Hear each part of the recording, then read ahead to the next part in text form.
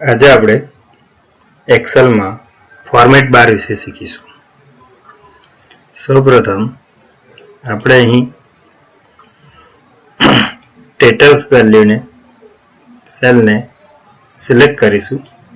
ત્યારબાદ કન્ડિશનલ ફોર્મેટિંગમાં જઈશું. કન્ડિશનલ ફોર્મેટિંગની અંદર ન્યૂ રૂલ્સ પર ક્લિક કરીશું. ન્યૂ રૂલ્સમાં format all cell based on these values એના પર ક્લિક કરીશું.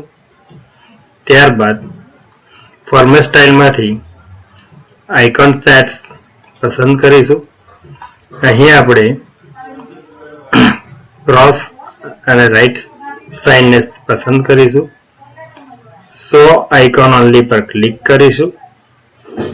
ટાઈપમાં નંબર લઈશું અને વેલ્યુ 1 કરીશું અને નીચેમાં પણ આપણે ટાઈપમાં નંબર લઈશું અને વેલ્યુ 0.5 કરીશું અને ઓકે આપીશું.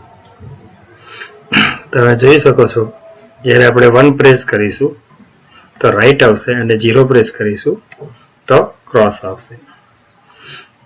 અહીં આપણે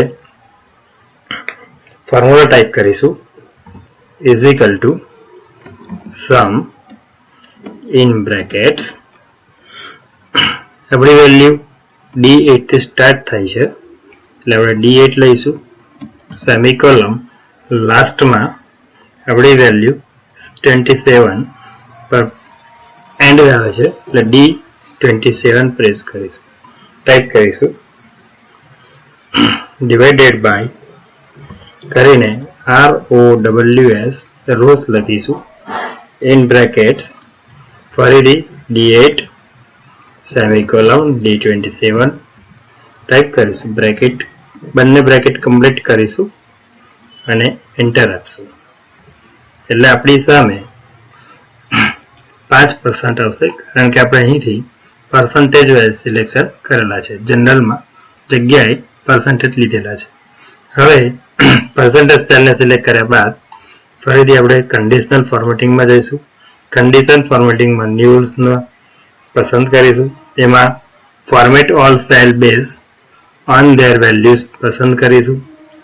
અહીં આપણે ડેટા બાર ને સિલેક્ટ કરીશું. મિનિમમની અંદર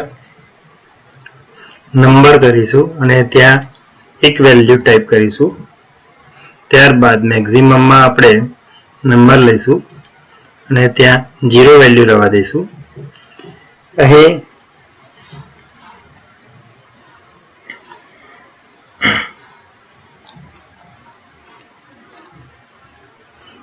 આપણે ફિલ્ડની અંદર ગ્રેડિંગ ફિલ્ડ લઈશું અને આપણને જે કલર પસંદ હોય તે કલર આપણે ચૂઝ કરીશું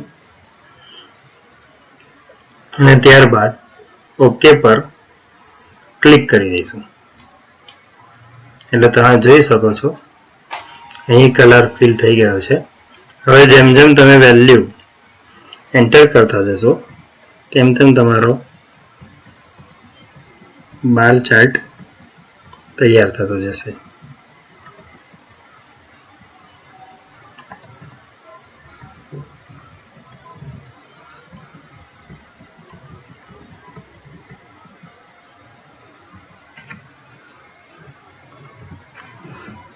તમે જોઈ શકો છો એ બાર ચાર્ટ 85% થઈ ગયો છે. જ્યાં તમે ક્રોસ કરી હતી ત્યાં બધે પણ જો તમે 1 પ્રેસ થઈ જશે તો તમારો ચાર્ટ 100% કમ્પ્લીટ બતાવશે. તો